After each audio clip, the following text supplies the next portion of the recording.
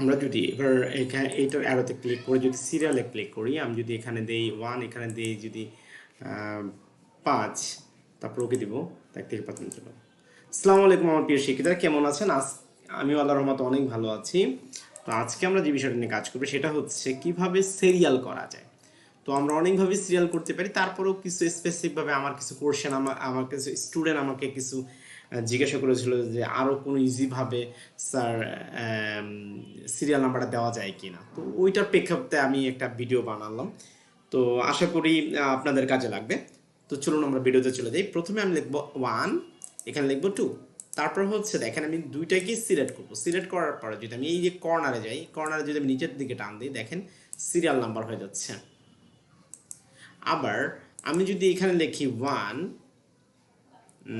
আমি যদি এইভাবে টান দিই, দেখেন এটা কিন্তু আর হচ্ছে না, কারণ আমার ওইটাকে করা যাচ্ছে না, ধরেন ও ক্যালকুলেট করতে পারছে না এক্সেল। তো এইটাকে আমরা কিভাবে আরেকটু স্মুথভাবে করতে পারি, ধরেন এখানে 1 আছে, আমি একটু টান দিলাম, তো এখানে টান দিলাম বা এটা না টান দিলেও চলবে, বা এটা রেখে নিলে হবে। এই ফিলের এখানে ক্লিক করবো, তারপর এখানে কি লেখা সিরিয়াল, সিরিয়াল এখানে দেবো 1, এখানে ধরেন দিব 15 দিয়ে যদি ওকে দিই, দেখেন এদিকে ডান দিকে চলে যাচ্ছে।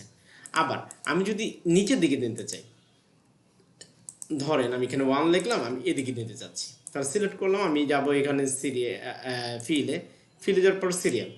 এবার যদি 1 দিই, এখানে যদি দিই এই তো 14, ওকে দিই, এই দেখেন নিচের দিকে চলে আসতেছে। তো আপনারা এটা ওইভাবেও করতে পারেন সিরিয়াল নাম্বারগুলো। আপনাদের অসংখ্য ধন্যবাদ মনুষ্যকে আমার ক্লাস দেখার জন্য। ভালো থাকবেন।